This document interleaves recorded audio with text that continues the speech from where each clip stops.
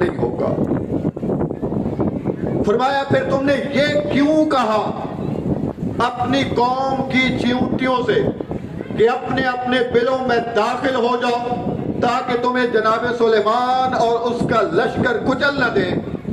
دست بستہ کرتے ہیں مولا اس لیے کہ اصل میں ہماری عبادت کا وقت قضا ہو رہا تھا، اور میری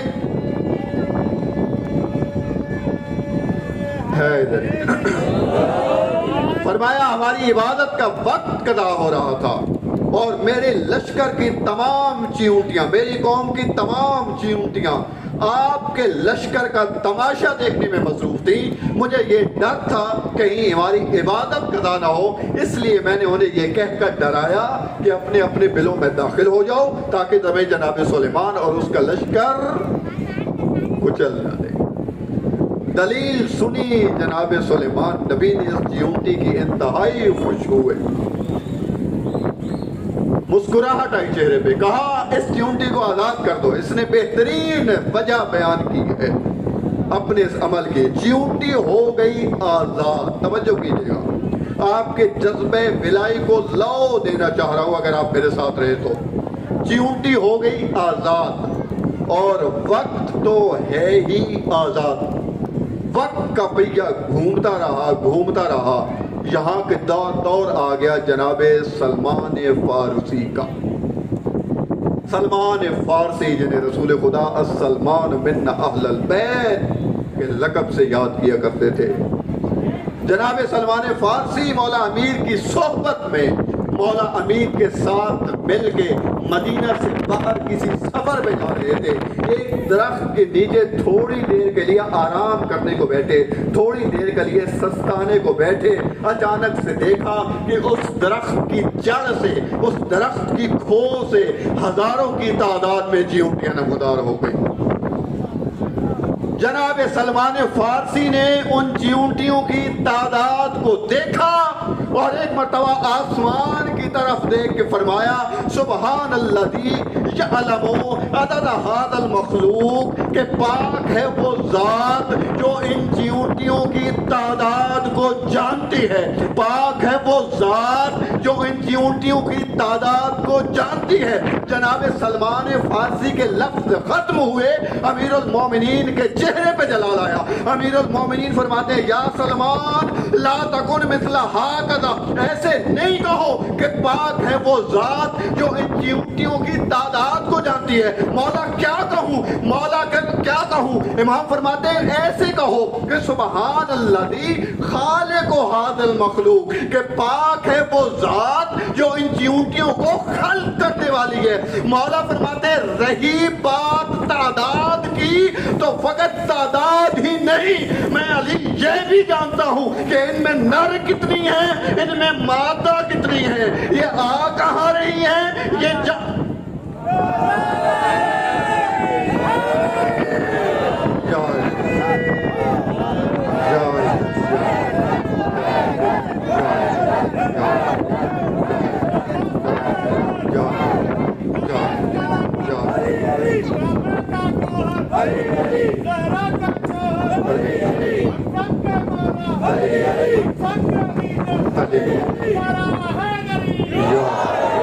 مرحبا مرحبا۔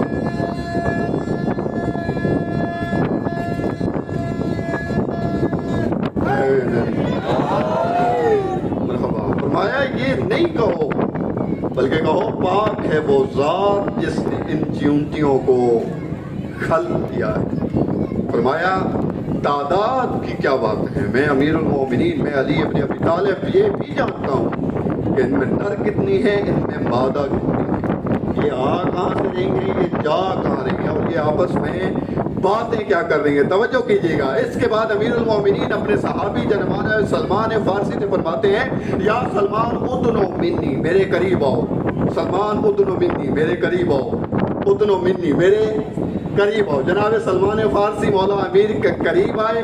مولا امیر نے دست مبارک جناب سلمان فارسی کے چہرے پہ پھیر دیا. جناب سلمان فارسی کو ان چیونٹیوں کی گفتگو، ان چیونٹیوں کی باتیں سمجھ آنے لگ گئی. وہ جناب سلیمان نبی کے دور کی چیونٹی اور یہ جناب سلمان محمدی کے دور کی چیونٹی، ان دونوں کی بات میں، ان دونوں کے جملے میں ایک واضح فرق بتا رہا ہوں. اگر فرق کی سمجھ آ گئی تو مجلس مثل جنت ہو جائے گی. وہاں چیونٹی نے کہا تھا ادخلوا مساکنکم، اپنے اپنے بلوں میں داخل ہو جاؤ. کیوں؟ تاکہ ہماری عبادت قضا نہ ہو. یہاں چیونٹی کہہ رہی ہے اخرجوا من مساکنکم، اپنے اپنے بلوں سے نکلو. کیوں؟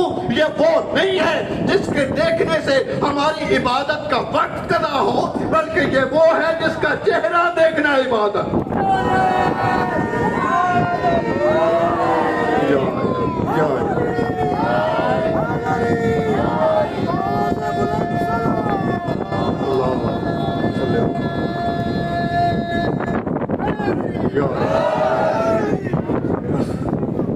اس کو ختم کروں. یہ جگہ یہ وہ نہیں ہے کہ جس کے دیکھنے سے ہماری عبادت قضا ہو، بلکہ یہ وہ ہے جس کے بارے میں سید الانبیاء ارشاد فرما کر کہتے النظر الی وجہ علی عبادت، علی کا چہرہ دیکھنا عبادت.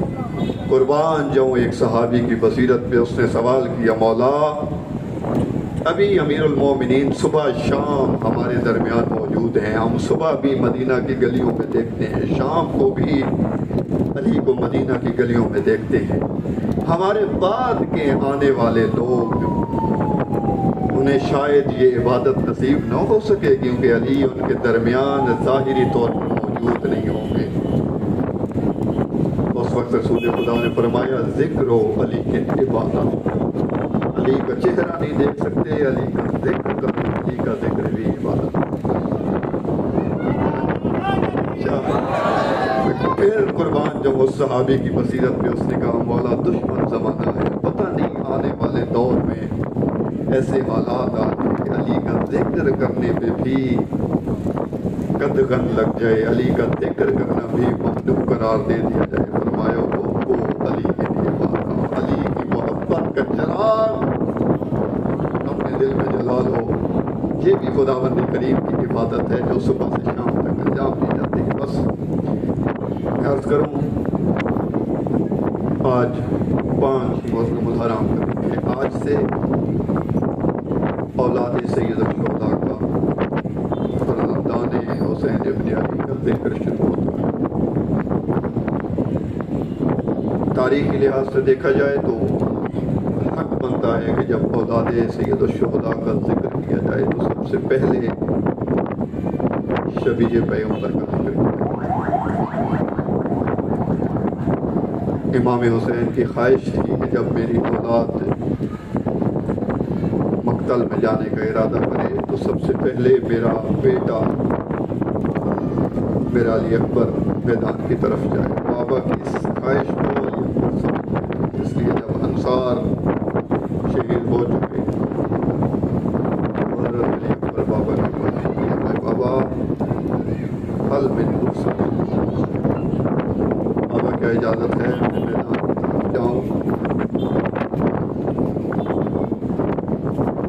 فاضل ممبر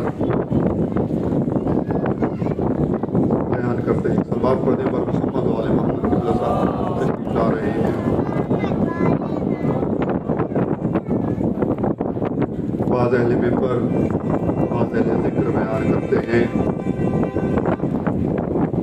کہ جب یہ اسرا کا قافلہ، جب قیدیوں کا قافلہ شام کی طرف جا رہا تھا تو ایک مقام پہ رکا ہے جہاں پہ عیسائیوں کا کلیسا تھا. یہ عیسائیوں کی عبادت گاہ تھی. عیسائیوں کا راہب اس قافلے کے اندر آیا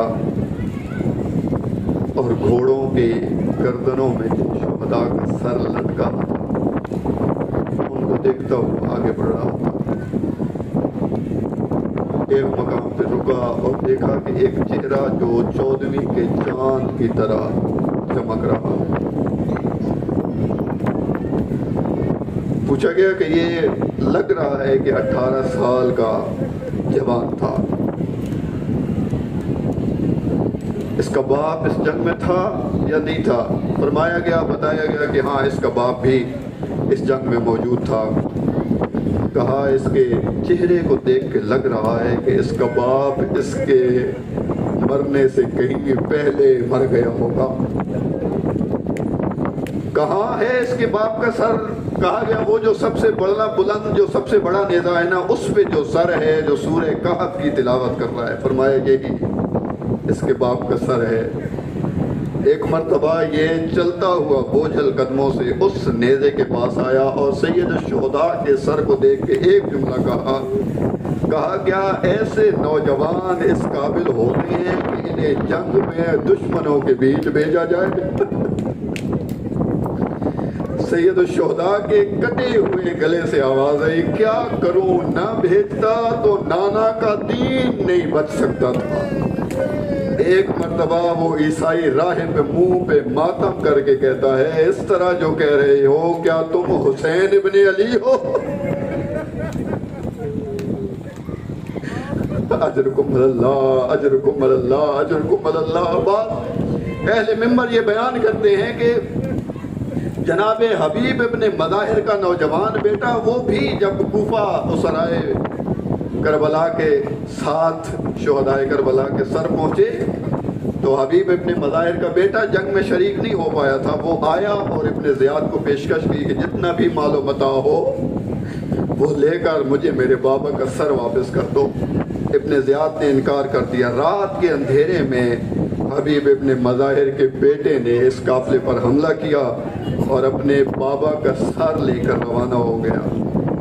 اہل منبر بیان کرتے ہیں کہ اس کے دوست ساتھ ساتھ یہ صدائیں بلند کر رہے تھے، جب قافلے سے حبیب کا سر لے کے جا رہے تھے نا، بلند آواز سے کہہ رہے تھے کہ بھلا جس کا جوان بیٹا اس دنیا میں موجود ہو، اس کے بابا کا سر قلم کیا جا سکتا ہے؟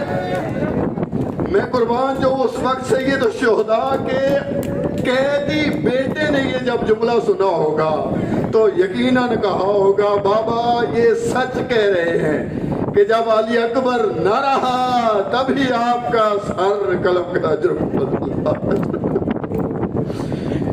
بس عزیزانو، حسین کا یہ بیٹا جسے حسین نے نماز شب میں مانگا تھا، روایت کے لفظ ہیں، جناب ام لیلہ بیان فرماتی ہیں، میں حیران ہوتی تھی حسین ابن علی نماز شب پڑھتے ہوئے ہر 2 رکعت کا سلام پڑھ لینے کے بعد مصلی عبادت سے اٹھتے اور اکبر کی پیشانی آگے چوما کرتے تھے۔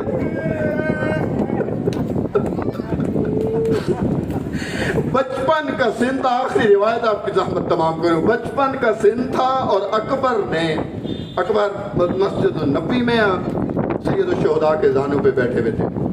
ایسے ہی دل میں خیال آیا، کہا بابا آج میرا دل چاہ رہا ہے میں انگور کھاؤں، اور انگوروں کا موسم نہیں تھا، لیکن چونکہ اکبر نے مانگے تھے، روایت میں سید الشہداء نے انکار نہیں کیا، دست امامت فضا میں بلند کیا۔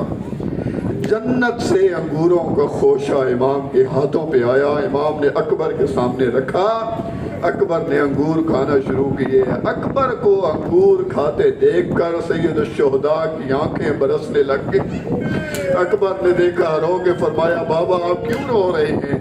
امام فرماتے ہیں، اکبر آج تم نے بنا موسم کے مجھ سے انگور مانگے، میں نے تمہیں دلا دیے، لیکن اکبر حوصلہ رکھنا، ایک وہ بھی وقت آئے گا جب تم بے موسم انگور نہیں دنیا کی ایک عام سی چیز مانگو گے، لیکن میں تمہیں دلا نہیں پاؤں گا۔ اکبر تم روتے ہوئے دنیا سے چلے جاؤ گے، یا ابتا اللہ تشکد قتل، بابا میں پیاس سے مر رہا ہوں، ایک گھونٹ پانی کا مل جاتا۔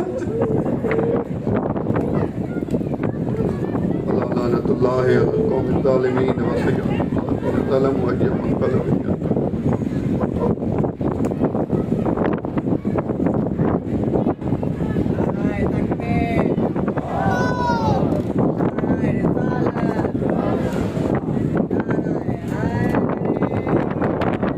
محمد وآل محمد بابا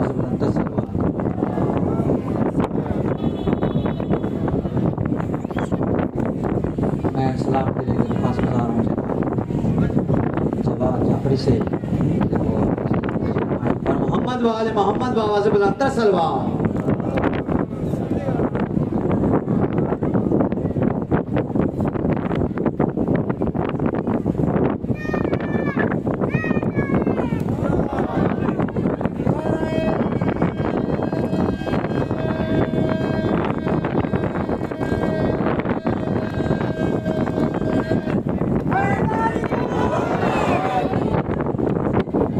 محمد و آل محمد بلندتر صلوات.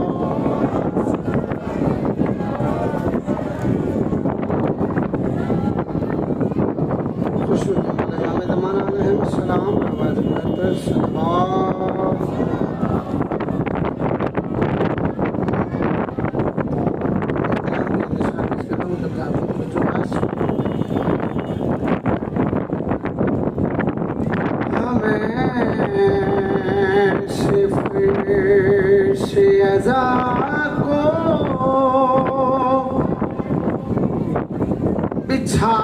بچھائے بیٹھے ہیں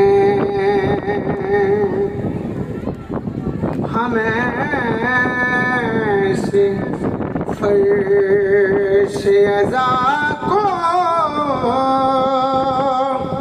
بچھائے بیٹھے ہیں کہ جیسے نوح کی کشتی میں آئے بیٹھے ہیں کہ جیسے نوح کی کشتی میں آئے بیٹھے ہیں. شیر سماعت کریں. ہزاروں میں شیر کے یوسف نثار ہو جس پہ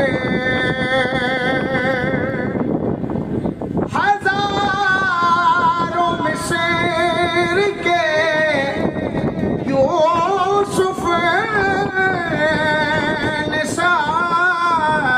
نثار ہو جس پہ وہ نور حسن میں اکبر چھپائے بیٹھے ہیں. وہ نور حسن میں اکبر چھپائے بیٹھے ہیں. اور حسین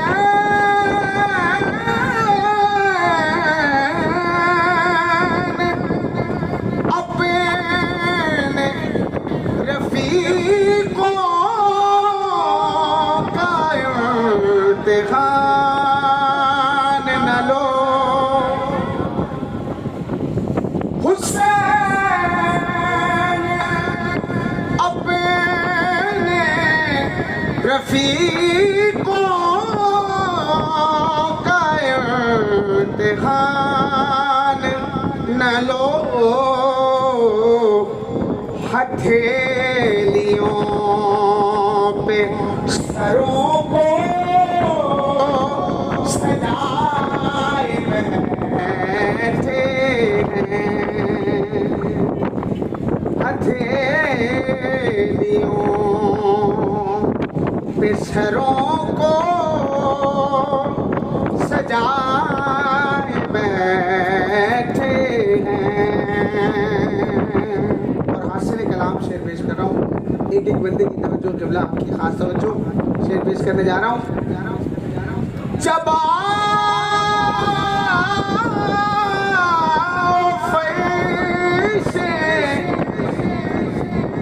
عذاب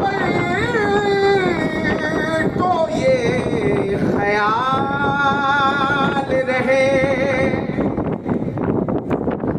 جب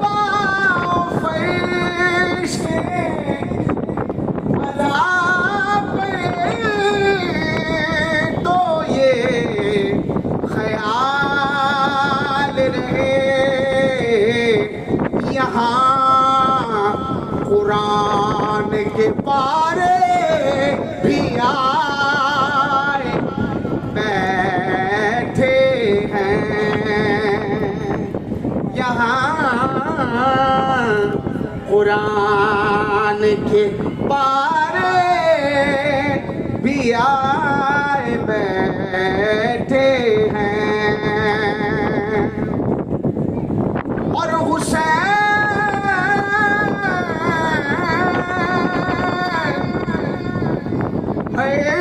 دیں گے جھولی سوال کر اسلام یہ اور بات ہے سب کچھ لٹائے بیٹھے ہیں یہ اور بات ہے سب کچھ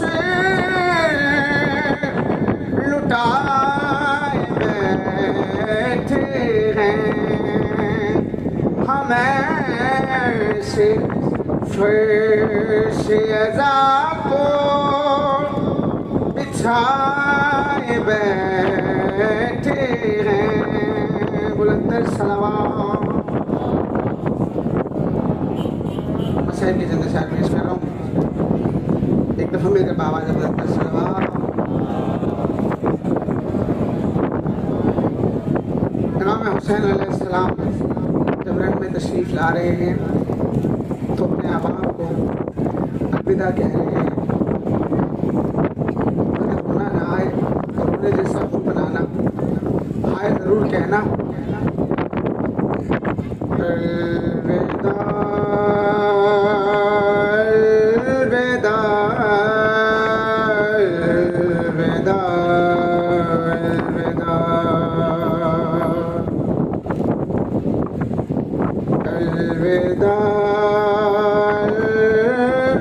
الوداع الوداع الوداع رن کو جاتے ہوئے سر جھکائے ہوئے شیخ نے رو کر کہا الوداع الوداع الوداع الوداع آیا وقت سفر اے بغیر آج ہاں ہو رہے ہیں جدا الوداع الوداع الوداع الوداع جس سے ڈرتی تھی تو وہ گھڑی آ گئی دیکھو چاروں طرف تیرگی چھا گئی تیرگی چھا گئی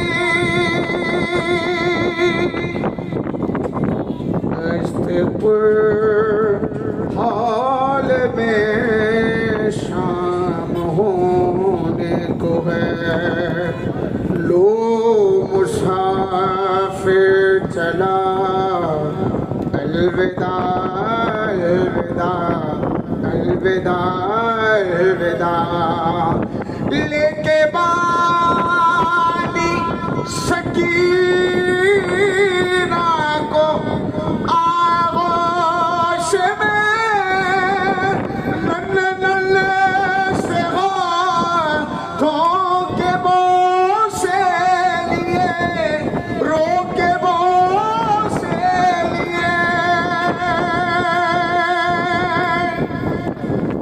شہد حسرت سے بیٹی کو تکتے ہوئے آہ بھر کر کہا الوداع الوداع الوداع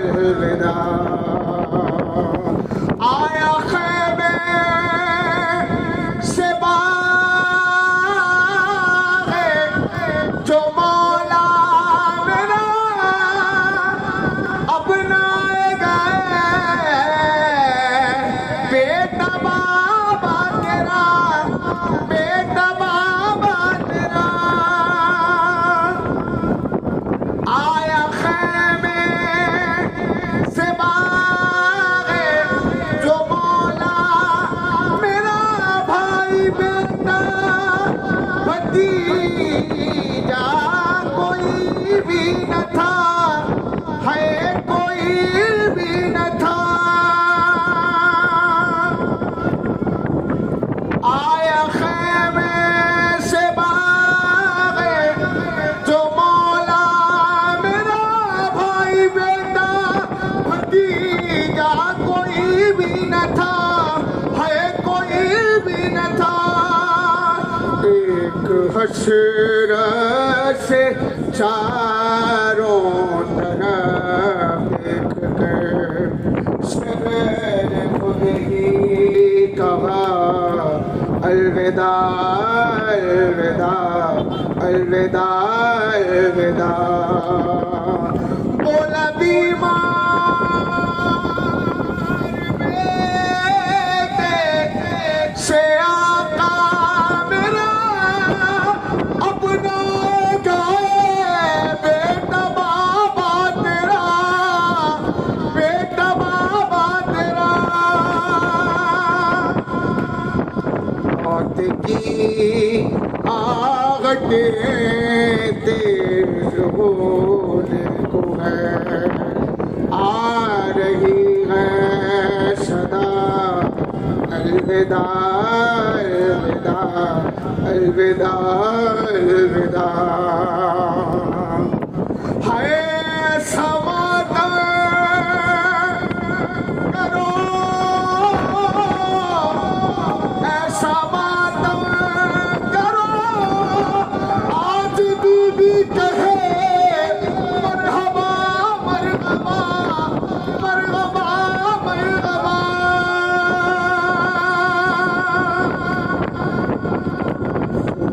گلتے ہوئے ایک زخم سے آج آئے صدا الوداع الوداع الوداع الوداع کو جاتے ہوئے سر جھکائے ہوئے شین رو کر کہا الوداع الوداع الوداع الوداع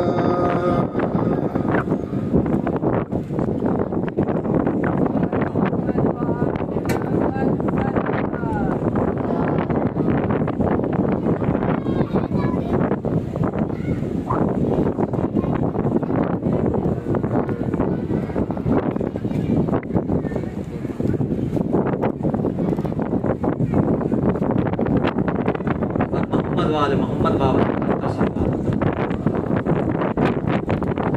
مومنین اعلان سماعت فرمائیں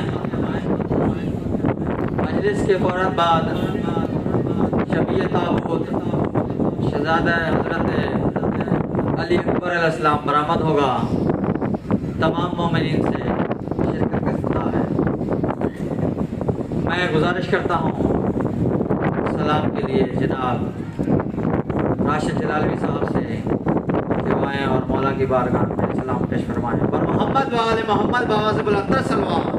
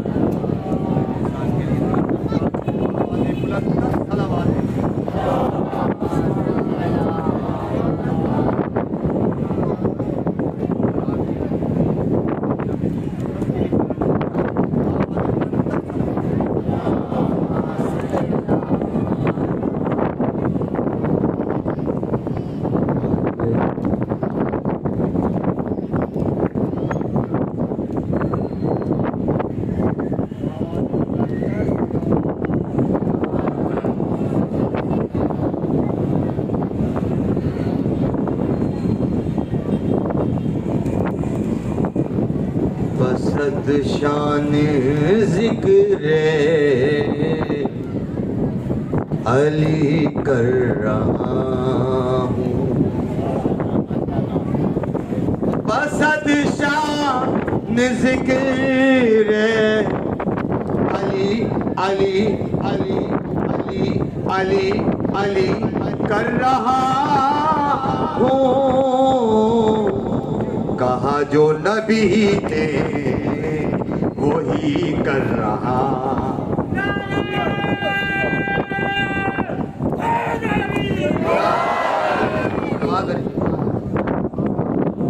سکینہ کے امو میرے گھر بھی آئے،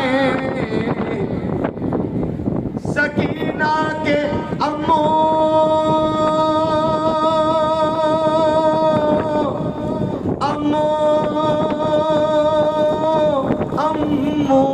سکینہ کے امو میرے گھر بھی آئے، یہی سوچ کر حاضری کر رہا۔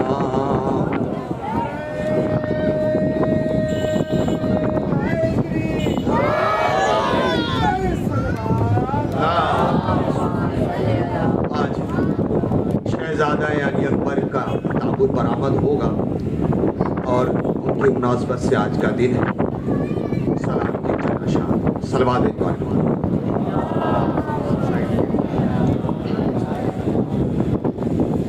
سلوات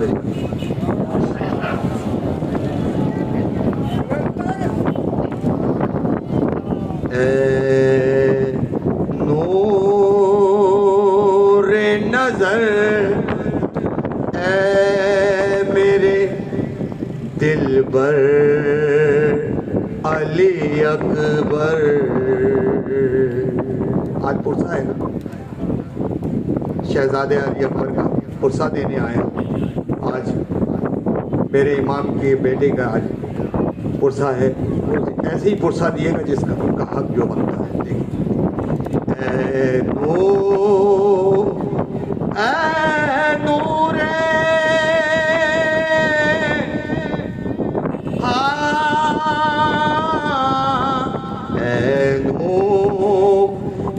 نظر اے میرے دلبر علی اکبر،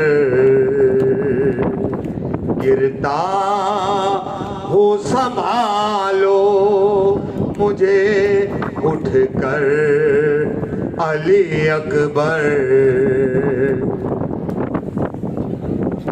اکبر جو چلے رہے کو پکارے شہ مظلوم، اکبر جو چلے رہے کو پکارے شہ مظلوم، ایک بار مجھے دیکھ لو مڑ کر علی اکبر، اے نور نظر اے میرے دلبر علی اکبر۔ بابا سے تیرے کیسے اٹھے گا تیرا لاشا، دیتی ہے صدا زینب، دیکھیں گا، دیتی ہے صدا زینب مزدر علی اکبر، سینے میں ہے نیزے کی انی کیسے نکالوں، سینے میں ہے نیزے کی انی کیسے نکالوں، مر جائے گی دیکھے گی جو مادر علی اکبر، اے نور نظر اے میرے دلبر علی اکبر عباس کی فرقت میں شکستہ ہے کمر بھی عباس کی فرقت میں شکستہ ہے کمر بھی لے جاؤں تجھے کیسے اٹھا کر علی اکبر گرتا ہوں مجھے پوچھے گی جو سغرا تو اسے خط میں لکھوں کیا پوچھے گی جو سغرا تو اسے خط میں لکھوں کیا مضطر ہے رن مضطر ہے وطن میں تیری خواہر علی اکبر مضطر ہے وطن میں تیری خواہر علی اکبر بابا ماں باپ میرے تم پہ ہو قربان شہ ذیشان اولاد میری واری ہو تم پر علی اکبر اے دور نظر اے میرے دلبر علی اکبر گرتا ہوں سنبھالو مجھے اٹھ کر علی اکبر باواز بلند تر صلوات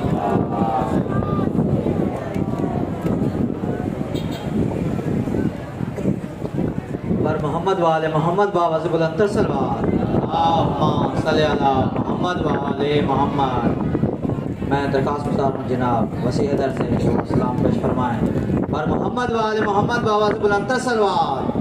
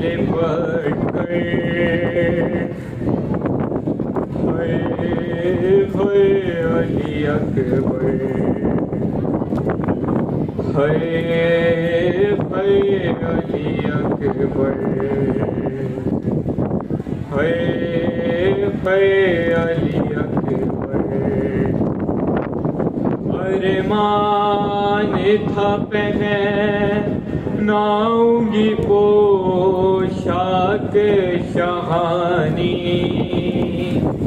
افسوس کے رات آئی نہ تجھے کو یہ جوانی کیسا تھا مقدر علی اکبر علی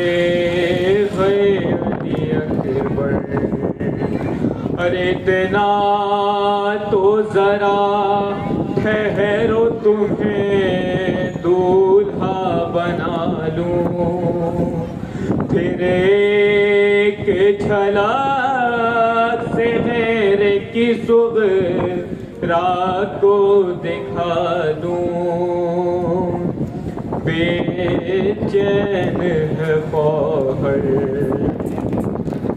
اے علی اکبر، اے علی اکبر، اور ماں تیری جدائی میں بھلا کیسے جیے گی، مر جائے گی صغیرہ جو خبر تیری سنے گی، اب کیا کروں جی کر، ہے علی اکبر،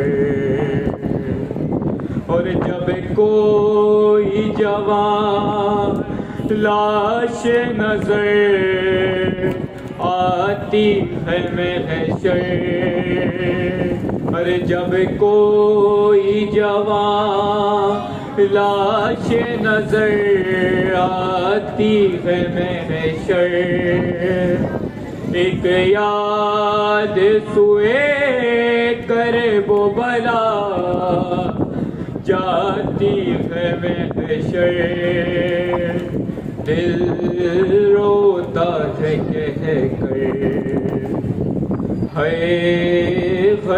علی اکبر، ہے علی اکبر، ارے کہتی تھی یہ ماں خون بھری مئی یا سے لپٹ کر،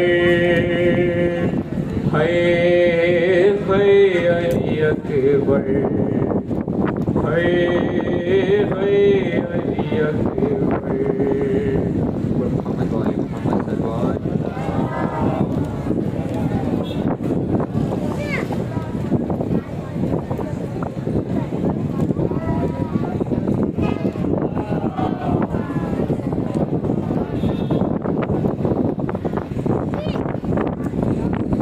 محمد وال محمد بابا سے سلوات۔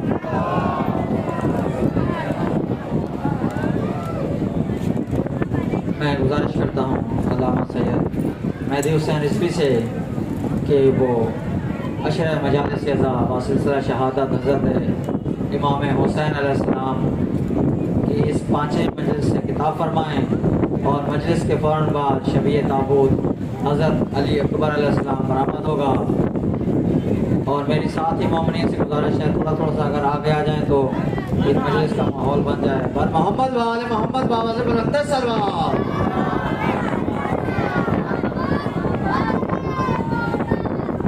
میرے بچوں ممبر کے قریب آ کے بیٹھا کرو، کیونکہ مسلمانوں نے 2 ہی تو غلطیاں کری، ایک تو ممبر سے دور بیٹھے، دوسرا ممبر پر انہیں بٹھا دیا جو گھر بٹھانے کے بھی لائق نہ تھے۔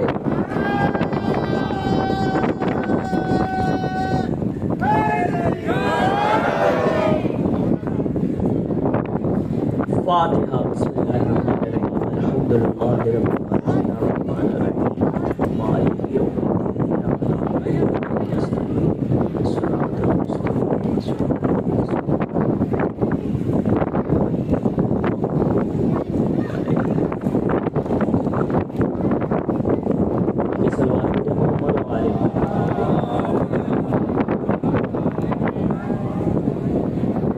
اعوذ باللہ السمیع العلیم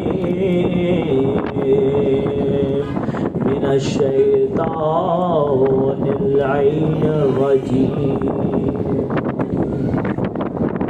بسم اللہ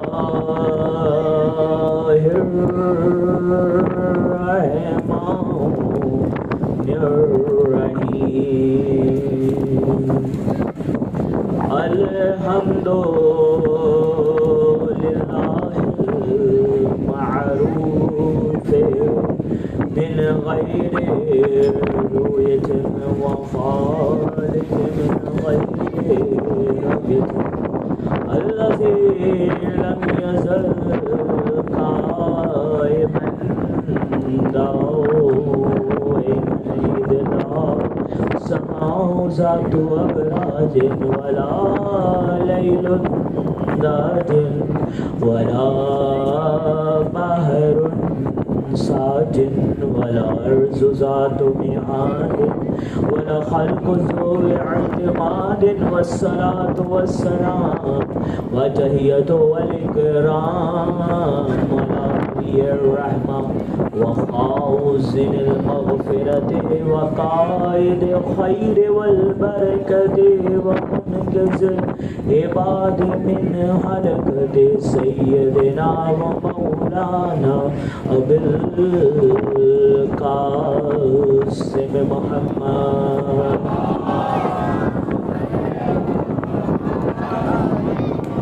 وأهل بيته الطيبين الطاهرين المعصومين المنتخبين المنتجبين الذين أذهب الله عنكم الرجس ويطهركم تطهيرا.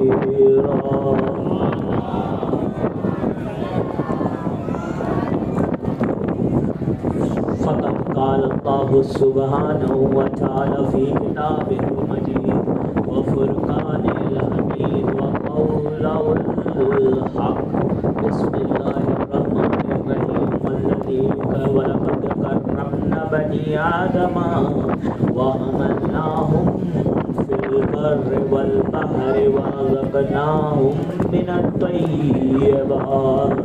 صلوات محمد وعلى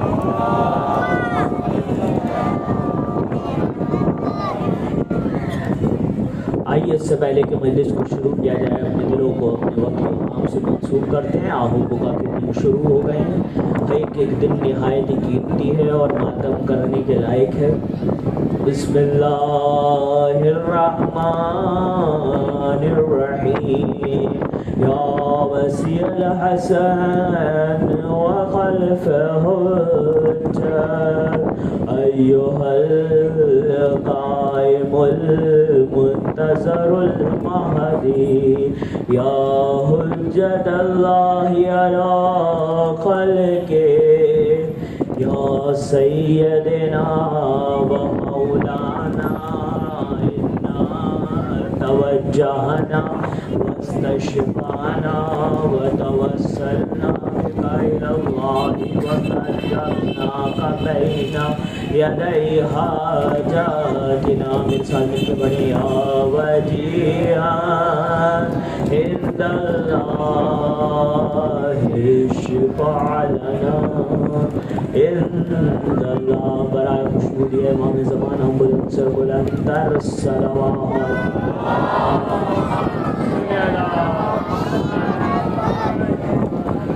فضل کی خوشنودی کے لیے بلندر صلوات.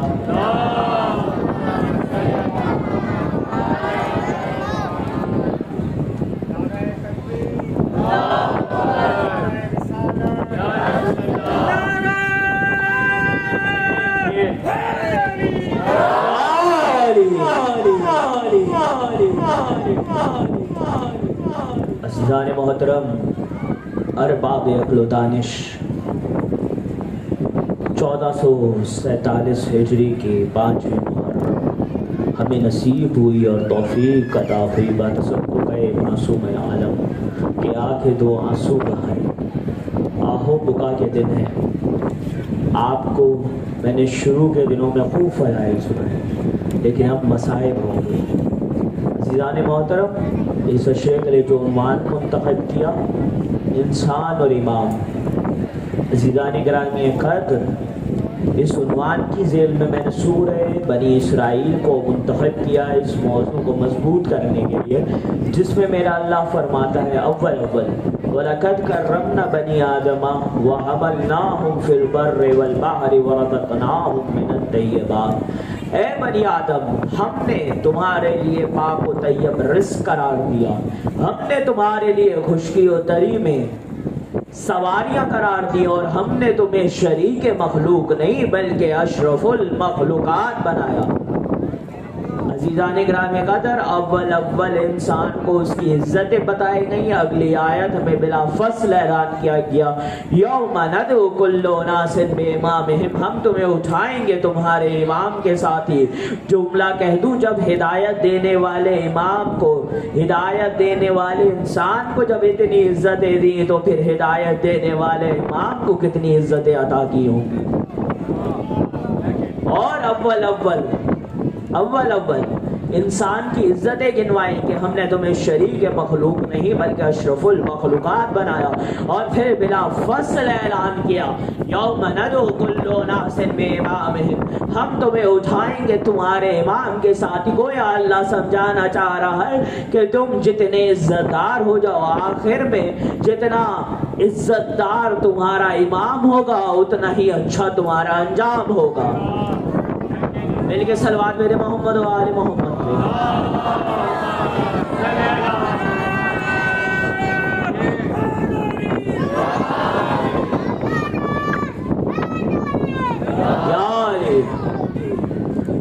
عزیزان گرامی قدر, ہمیں جب اس دنیا میں بھیجا گیا تو اعلان ہوا, ہمیں اتنی عزتیں دے کے اللہ نے بھیجا. سورہ بنی اسرائیل میں کہا اور اٹھنا ہمیں اپنے امام کے ساتھ.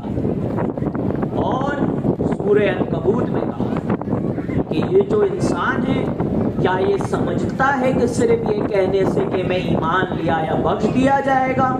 نہیں, اسے منزل امتحان سے گزرنا ہوگا. یعنی کوئی انسان ایسا نہیں ہے, کوئی مومن ایسا نہیں ہے کہ صرف یہ کہہ دینے سے کہ میں ایمان لیا یا بخش دیا جائے گا. نہیں, بلکہ اسے منزل امتحان سے گزرنا ہوگا.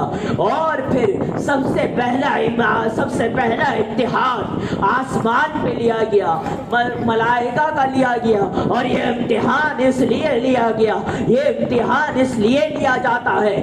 عرش پہ امتحان لینے کا مقصد یہ تھا کہ تاکہ ملائکہ کی صفوں سے ابلیس نمودار ہو جائے. اور مومنوں کا امتحان اس لیے لیا تاکہ ان کے صفوں سے منافق سامنے آ جائے.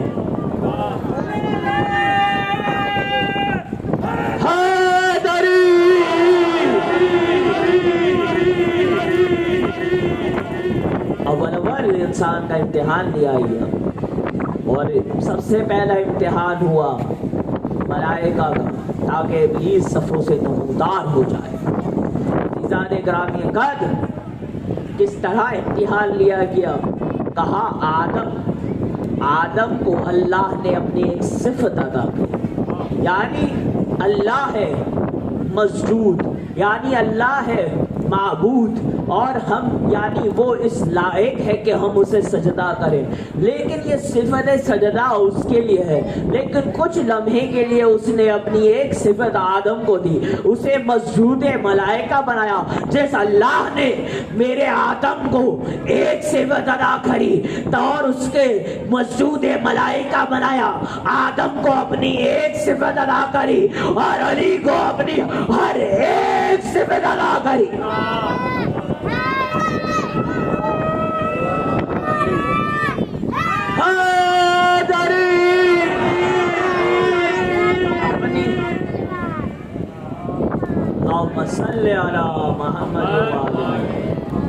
آدم کو ایک صفت ادا کری تاکہ ملائکہ کا امتحان ہو سکے, علی کو ہر ایک صفت ادا کری تاکہ مسلمانوں کا امتحان ہو سکے.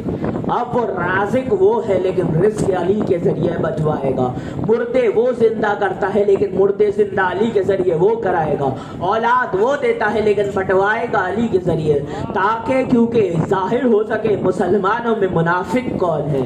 عزیزان گرامی قدر, آدم کو مسجود ملائکہ بنایا اور علی کو مرحلے وہ کسوٹی بنایا کہ جس کے ذریعے مسلمان جچا جائے گا, جس کے ذریعے مسلمان پہچانا جائے گا کہ آیا مومن ہے یا منافق ہے.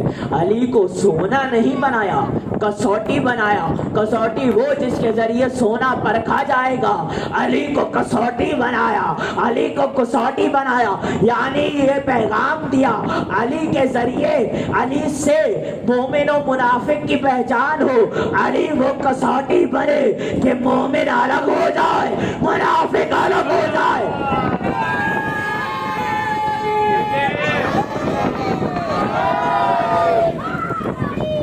नारा हैदरी, हैदरी। इतनी बुलंदतरीन सलमान मोहम्मद आले मोहम्मद।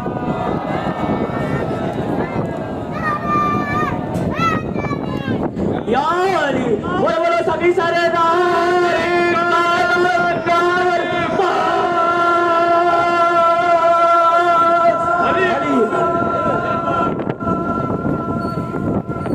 अजीज़ान इकराम में अली को मस्जूद आदम को मस्जूद मलाइका बनाया गया, अली को कसौटी बनाया है कि मोमिन और मुनाफिक पहचाना जाए, मोमिन और मुनाफिक पहचाना जाए। अली ने एक दफ़ा सलमान के साथ मसलहतन मज़ाक किया। और इससे कबल आपको बताएं कि कुछ लोगों ने अली पे यह एतराज़ किया कि अली कमसिन हैं, हम उन्हें खिलाफत कैसे दे दें, अली कम उम्र हैं, हम उन्हें खिलाफत कैसे दे दें। उनकी अक्लों पे उमर इतना पड़ा हुआ था कि उनके जहन से उमर उतर नहीं रहा था, और अली पे इल्ज़ाम लगाया कि अली कम उम्र है, हम किस तरह अली को खिलाफत दें। तो अली ने एक दफ़ा मसलहतन सलमान फारसी से मजाक किया, और मजाक नहीं मजाक किया, और सलमान ने मारिफतन जवाब दिया। अली ने कहा मजाक किया, तो सलमान ने पलट के कहा या अली, आप इतने कम से और मैं 300 बरस का सलमान, आपको ये जज्बा नहीं कि आप मुझसे मजा करें। कहा सलमान यही बात है, तो ज़रा वो बताओ कि वो लम्हा बताओ कि जब तुम्हारी जवानी का आलम था, तुम जंगल की सैर को निकले और शेर ने तुम पे हमला कर दिया, और जब शेर ने हमला किया तो एक घुड़सवार आया तुम्हारी मदद के लिए। कहा अली, सलमान के पेशानी पे आए परेशानी के पसीने। कहा या अली, ये वाक़या या तो मैं जानता हूँ या मेरा खुदा जानता है, या तो मैं जानता हूँ या मेरा खुदा जानता है। जुमला कह दूँ, सलमान नुसैरी के कंधे से कंधा टकरा के निकल गए।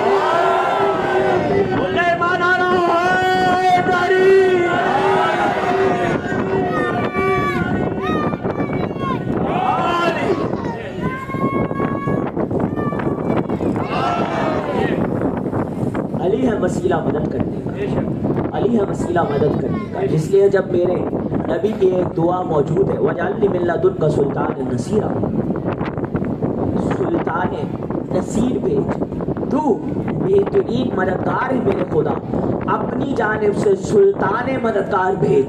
यानी वो है हस्बनल्लाहु नेमल मौला व नेमल वकील, नेमल मौला व नेमल नसीर, वो है नेमल नसीर, उससे मांगा सुल्तान नसीर। सारी तफसीरों ने ये लिखा कि सुल्तान नसीर अली इब्न अबी तालिब बन के नुमाया हुए, लेकिन वो नेमल मौला भी तो है। मुझे समझ में आ गया, या अली आप सुल्तान नसीर हैं, वो नेमल नसीर है, लेकिन वो नेमल मौला भी तो है। जरा मुझे बताए कि मौलाए कायनात कौन है। अल्लाह ने आवाज दी, नेमल मौला मैं हूँ। गदीर में मेरा नबी बताएगा, मन खर्च मौला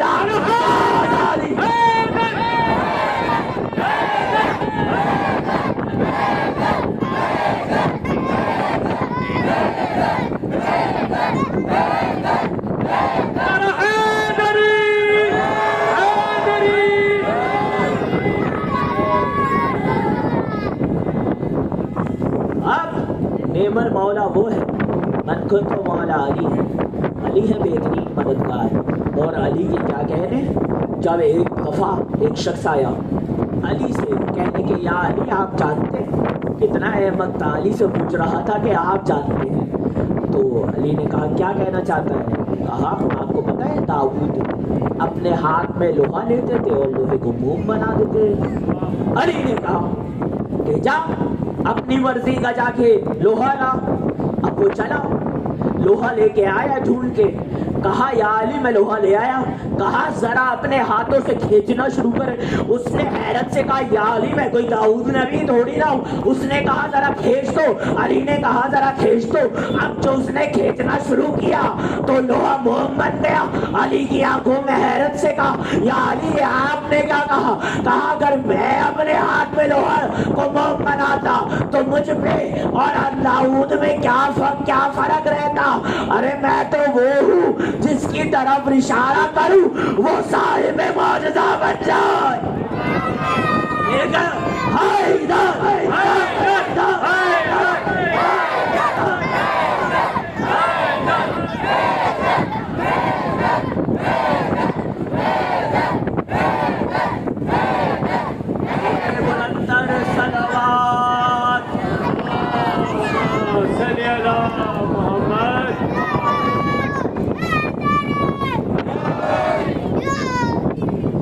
सलमान मेरे मोहम्मद और आले मोहम्मद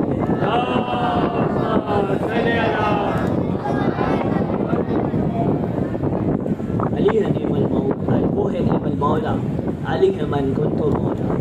अली जो कायनात को हैरान कर। अली कौन, मजहर सिफात खुदा, सिफत अल्लाह की है, मजहर अली इब्न अबी तालिब है। अज़ीज़ान गिरामी कदर उसी अली का फर्जंद है हुसैन इब्न अली। आज मैंने मसाइब तवील पढ़ने से फ़दाइल को कम किया। ताबूत बरामद होना है, मैं चाहूँगा इंतज़ामिया से गुजारिश करूँगा ताबूत ले आएँ, क्योंकि फासला ज़्यादा है और मेरे सामने ताबूत को लाके खड़ा कर दें ताकि मैं ताबूत की ज़ियारत करके मसाइब पढ़ सकूँ।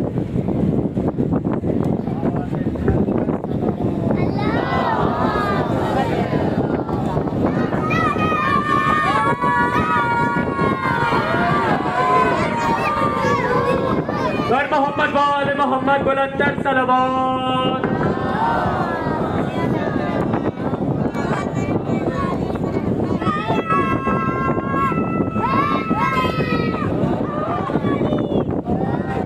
कोई आँख आज रोने से खाली न रहे। खूब आपने 4 दिन हैदर हैदर किया, अली अली किया। गाजी के नगरे में अली अकबर का मरसिया सुनना है। कौन अली अकबर, हुसैन का लख्त जिगर अली अकबर। देखें जब हस्ती बड़ी होती है ना तो उसके मानने के कलर्स और होते हैं। हुसैन इतनी बड़ी हस्ती है कि उसको पुरसा देने के अंदाज अलग अलग हैं। कोई मातम करे चेहरे का, कोई सीने का मातम करे, कोई छुरियों का मातम करे, कोई आँख का मातम करे, लेकिन हुसैन का ये मर्तबा है कि मातम किया जाए। अजीजा ने ग्रामी कर आज हम शक्ल पैगंबर का मातम करना है ना, जिसे मुसलमानों ने ये कह कह के मारा। अरे हम शक्ल पैगंबर है, पैगंबर तो नहीं है। अजीजा ने ग्रामी खद हुसैन इतनी मोहब्बत करते थे अली इब्न अबी तालिब से कि रिवायतें लिखती है कि जब अली अकबर इस दुनिया में तशरीफ लाए तो नमाज शब पढ़ के फारिग हुए। नमाज शब पढ़ के हुसैन अली अकबर का दीदार किया करते थे। हर रात उठ के अली अकबर का दीदार किया करते थे। एक दिन लैला ने कुछ साया महसूस किया अली अकबर पर, तो रो के कहा हुसैन आप उठ के अली अकबर को क्यों देखते रहते हैं? तो आवाज आई कि मैं इसलिए अली अकबर को देखता हूँ क्योंकि मेरा दिल चाहता है मैं अपनी नाना की ज़ियारत करूँ। ये माँ और बाप अली अकबर से कितनी मोहब्बत करते थे। अजीज़ान गिरामी कद रोते रहें और मसाइब सुनते रहें। मेरे सीने में ताकत नहीं लेकिन आप सुनते रहें मसाइब। अजीज़ान गिरामी कद वो वक्त आया जब 9 मुहर्रम की शब नमूदार हुई। अब्बास की हज़रतें सुने। अब्बास ने अली अकबर से कहा अली अकबर एक तिहाई फौज से सहाबी अंसार रसूल लड़ेंगे और एक तिहाई फौज से और आधी फौज से अली अकबर आप लड़िएगा, आधी फौज से मैं लड़ूंगा। मेरे सामने जो आएगा मैं उसको वासिले जहन्नुम करके अली अकबर आपकी मदद को आऊँगा और अली अकबर आपके दुश्मनों को वासिले जहन्नुम करके बाकी जो एक तिहाई फौज से सहाबी लड़ रहे होंगे उनको हम वासिले जहन्नुम करेंगे। हम आका हुसैन को जहमत नहीं देंगे। मैं कहूँगा अब्बास आका हुसैन को जहमत नहीं दोगे? अरे यही हुसैन होगा जो कुछ देर बाद अली अकबर का लाशा उठाएगा।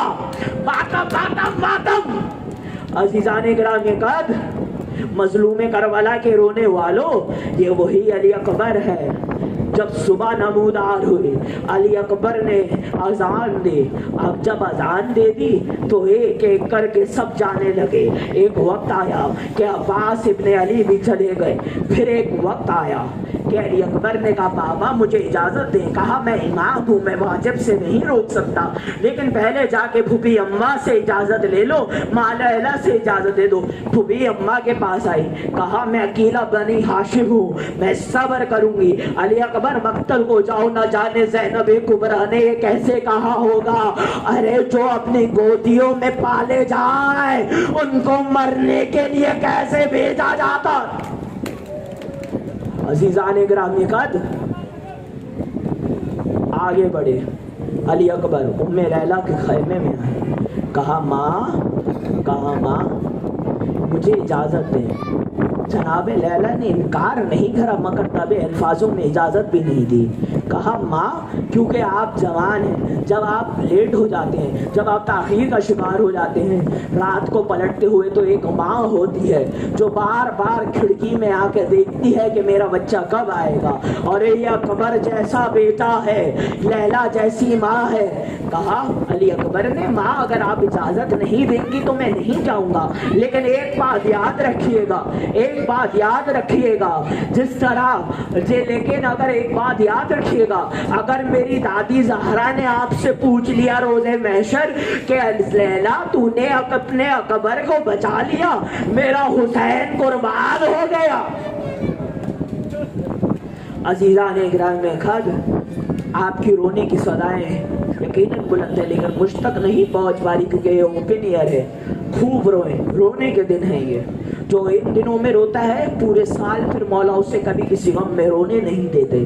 अजीज़ान इकराम में कद वो वक्त आया, अली अकबर को सवार कराया, लेकिन सवार कराने से पहले कहा कि अली अकबर, अरब में दस्तूर है जब बेटा जवान होता है तो उसे पगड़ी पहनाई जाती है, उसे अमामा पहनाया जाता है, लेकिन जब तू जवान हुआ तो कभी ज़ैनब कुबरा कहती कि आज मैं अपने अली अकबर के अमामा बांधूंगी, कभी उम्मे फरवा कहती, कभी उम्मे लैला कहती। कहा अली अकबर मुझे कभी मौका ना मिला तेरे अमामा सजाने का। कहा कि अब आखिरी मौका है, जरा दो जानू बैठ, मैं तेरे सर पे अमामा सजाऊं। हुसैन ने अमामा सजाना शुरू किया और कहते जाते हैं इन्ना लिल्लाह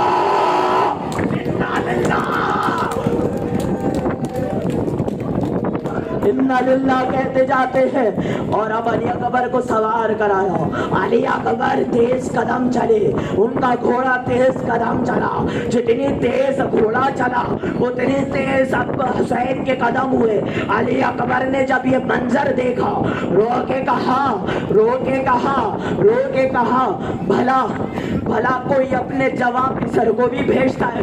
कहा बाबा मैं ये बर्दाश्त नहीं कर सकूंगा। कहा अकबर तेरे जैसा जवान बेटा होता तो तू समझता मुझ में क्या गुजर रही है। अली अकबर चले, देखा कि खैमे के बाहर किसी बीबी के कदम दिखाई दे रहे हैं, तो जैसे ही देखा समझ गए कि उम्मे लैला है। माँ अकबर को मरते हुए नहीं दे सकती। कहा लैला जाएं आप खैमे के अंदर दुआ करें। लैला ने मुसल्ला बिछाया और दुआ करनी शुरू करी। परेशान किया बालू को और कहा ए यूसुफ को याकूब से मिलाने वाले, ए हाजरा को इस्माइल से मिलाने वाले, एक दफा अकबर को हुसैन से मिला दे। अकबर वापस आए, हुसैन ने ज़ियारत करी। अब जो जहाँ चला एक बर्ची का फल आया, अकबर जमीन पे आया, लाइनों ने बर्ची का बल तोड़ा, क्योंकि जानते थे कि जब हुसैन आएगा अकबर का जनाजा होगा। हम बर्ची का बल तोड़ते हैं ताकि हुसैन जब बर्ची का बल निकाले तो अली अकबर का कलेजा बाहर आए, हुसैन तड़पे। अज़ीज़ाने ग्रामी घर, वो वक्त आया जब जवा गिरा, लेकिन एक वाहिद जवान है अली अकबर जिसने हुसैन को नहीं बुलाया। कहा जवान बेटे, बुजुर्ग बाप का मामला है, लेकिन हुसैन अपने घोड़े से गिरे और जिस तरह एक नौनिहाल चलता है और कहते हुए सदा देते चले, करबला की जमीन पे खतखाते हुए चले कि अली अकबर मुझे कुछ नजर नहीं आता, ये लड़ी तो नहीं बताएंगे, तुम ही मुझे बताओ कि तुम कहाँ हो। वो मातम करे, मातम करे, मातम करे। अजीजाने ग्रामी कद, वो वक्त आया कि हुसैन अली अकबर के पास पहुंचे। आके अली अकबर को के गले में बाहें डाली, दिख नहीं रहा था। एकदम से अली अकबर ने आह भरी कहा, बाबा मेरे सीने में बर्छी का बल तोड़ के लाइनों ने छोड़ दिया है, बड़ा दर्द है। अली अकबर ने जब ये कहा, हुसैन ने नजफ की तरफ देखा, कहा या अली मदद को आइए। बकैया की जानिब रुक गया, कहा फातिमा ज़हरा मदद को आइए, हसन भाई मदद को आइए, या रसूल अल्लाह मदद को आइए। जवाब फर्जंद है, नादे अली पड़ी, एक हाथ अकबर के सीने पे रखा, एक हाथ बर्छी पे रखा, बर्छी निकाली, अली अकबर ने एड़ियां रगड़ी। इन्ना लिल्लाह, इन्ना लिल्लाह, इन्ना लिल्लाह। अली अकबर की रूह रुखसत हुई। जनाब ज़ैनब ने खैमे से मंजर दिखा, कहा बच्चों जवाब बेटे का मामला है, हुसैन ना उठा पाएंगे, जाओ बच्चों अली अकबर का जनाजा लेके आओ। अली अकबर का जनाजा आया, अली अकबर का लाओ ताबूत, लाओ ताबूत लाओ। अली अकबर का जनाजा आया, अली अकबर माता या हुसैन,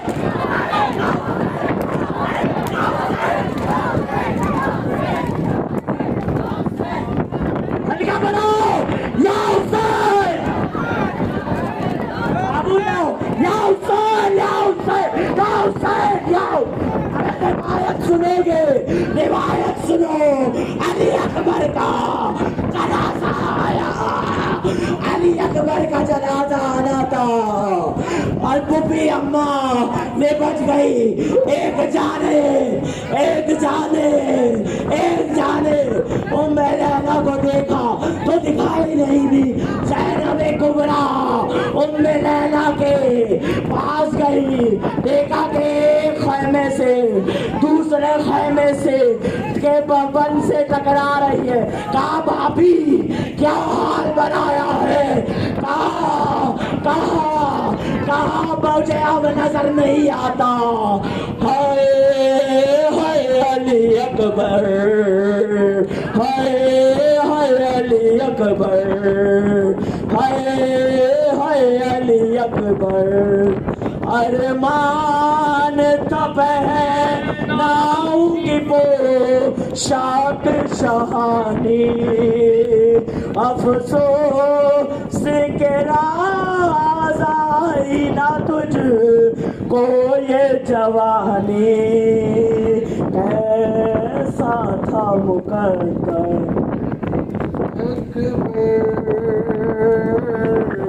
शहर अवाला अकबर, अकबर मेरा शहर अवाला अकबर, अकबर मेरा शहर अवाला अकबर। जख्म जख्म दे के दिखाऊं मैं कैसे, जख्म दे के दिखाऊं मैं कैसे, तेरा लाशा उठाऊं मैं कैसे।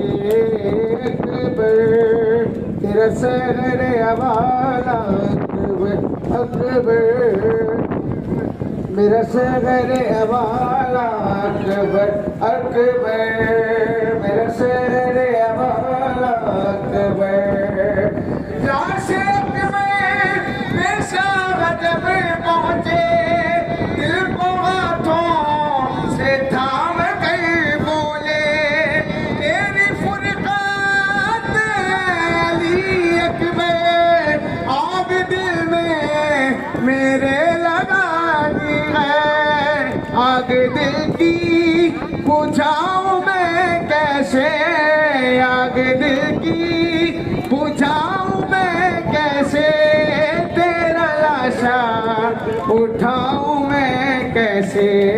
अकबर मेरा सहर हवाला, अकबर अकबर मेरा सहर हवाला, अकबर अकबर मेरा सहर हवाला, अकबर तू है करिए जवान है बेटा, बाप तेरा ज़ईफ़ है कितना, नूर आँखों का हो गया रुख़सत, मुझको आता नहीं नज़र ख़ैमा, लेके खैमों में जाऊं मैं कैसे, लेके खैमों में जाऊं मैं कैसे, तेरा लाशा उठाऊं मैं कैसे। अकबर मेरा सहर हवाला, अरे बड़े मेरा सहर हवाला, जिसने साल फाला था, कैसे देखे कि वो तेरा लाशा, तेरी शादी का ताज शेरमा, कैसे झेले कि वो तेरा सदमा, तेरी माँ को बताऊं मैं कैसे, है तेरी माँ को बताऊं मैं कैसे, तेरा लाशा उठाऊं मैं कैसे। अकबर माता तेरा सहर हवाला, अकबर अकबर मेरा सहर हवाला, देख आया काशिदे सुगरा, कहाँ तकती है वो दुखी बगना, तुझको बीमार ने बुलाया है, वादा सुगरा का क्यों नहीं भूला, दिल ये गम से लगाऊं मैं कैसे, गम ये दिल से लगाऊं मैं कैसे, तेरा लाशा उठाऊं मैं कैसे। है अकबर मेरा सहर हवाला, अकबर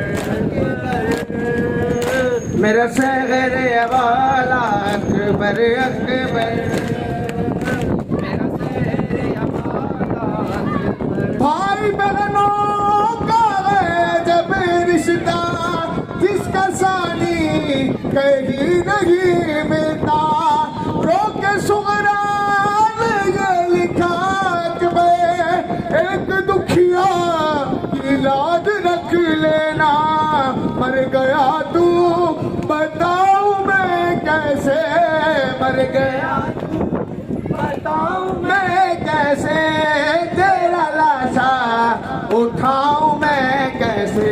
है अकबर मेरा सहर हवाला, अकबर अकबर मेरा सहर हवाला, अकबर अकबर मेरा सहर हवाला, अकबर ऐसी गुरबात मुँह नहीं मोड़ो, मैं उतर गया मुझे नहीं छोड़ो, क्या गुजरती है माँ के दिल पे, कब्ज़ा दिल نہیں توڑو اپنی غربت بتاؤں میں کیسے اپنی غربت بتاؤں میں کیسے ہے تیرا لاشا اٹھاؤں میں کیسے ہے اکبر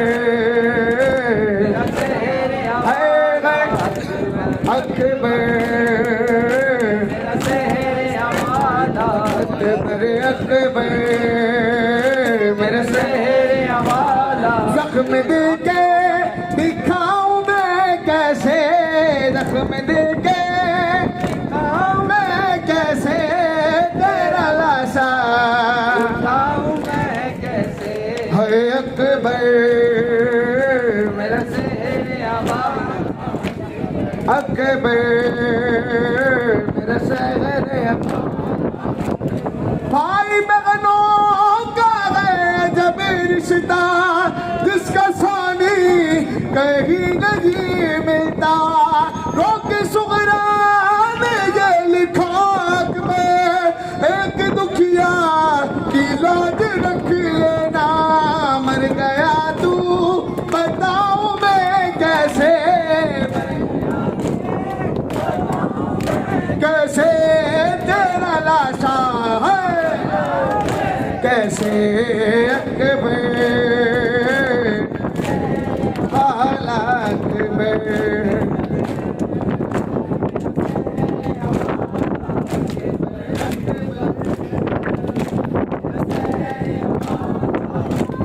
لطف جینے میں اب کہاں میں دل سے اٹھتی ہے یہ فغاق میں سن گیا شور دی تھی جو تو نے خور لائے کی وہ ذاق میں تیری صورت بھلاؤں میں کیسے تیری صورت بھلاؤں میں کیسے ہے تیرا لاشا اٹھاؤں اکبر ہے اکبر اکبر اکبر اکبر ایسی غربت میں منہ نہیں موڑو میں متنگا مجھے نہیں چھوڑو کیا گزرتی ہے باپ کے دل پہ غم زدہ دل کو یوں نہیں توڑو ہے اپنی غربت بتاؤں میں کیسے اپنی غربت بتاؤں میں کیسے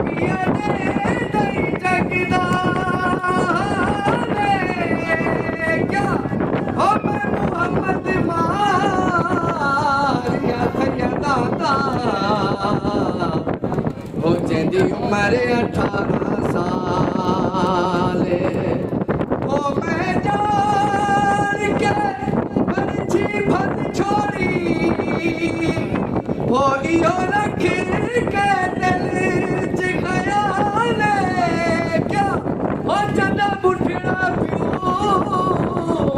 آفت کٹ سی عمر ویسی پتھر دلا